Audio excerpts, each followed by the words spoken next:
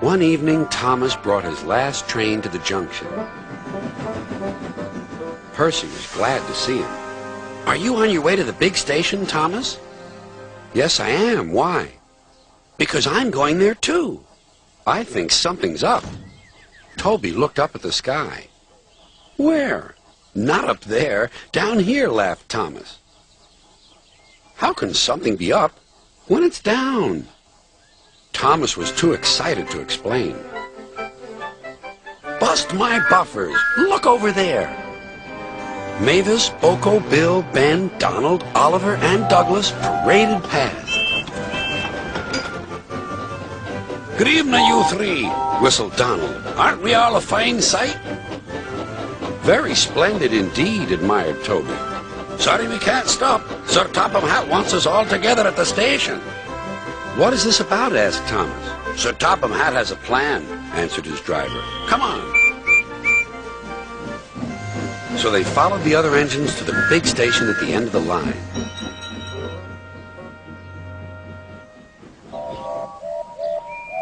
"Silence!" called Sir Topham Hatt. "I have an important letter to read from a little girl who is 5 years old." "Dear Thomas and all the engines, please can I meet you? My friends say they would like to meet you too. You could come to my house for tea, but my mummy says there aren't any railway tracks to my house. Can you come to the station instead? Thank you very much." "It seems," continued Sir Topham Hatt, "that there are many girls and boys who would like to meet you. Therefore, we are all going to the big city far away." "Hooray! Hooray!" the engines whistled. "Silence! Other engines will be working here while you're away, so please show them what to do." As Annie and Clarabelle were going to the big city too, Thomas and Oliver practiced with some other coaches.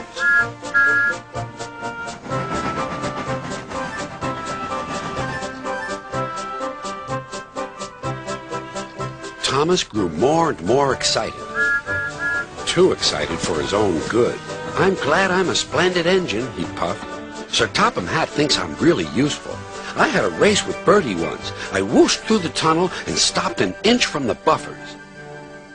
Then Thomas made his mistake. "Just like this," he boasted.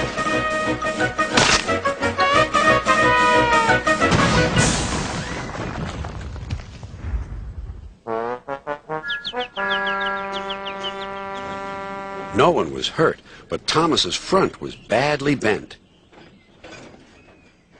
They telephoned to Sir Topham Hatt. "I'll send up the workmen," he said. "But if they can't mend Thomas in time, we'll have to go to the big city without him." Poor Thomas. 8 o'clock next morning, the engines waited at the junction. Toby and Percy were each on a truck, and Duck had pushed them into place behind Edward. Gordon, James, and Henry were waiting to lead off. They whistled impatiently. Sir Topham Hatt looked at his watch. "I'll wait 1 more minute for Thomas, then we have to go."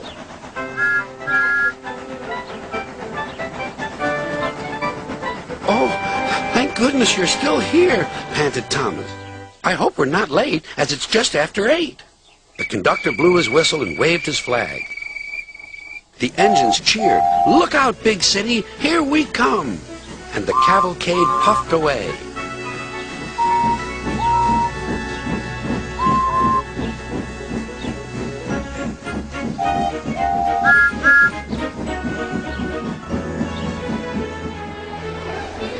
Later in the big city, all the engines were lined up in a splendid shed. The children were delighted to meet their friends.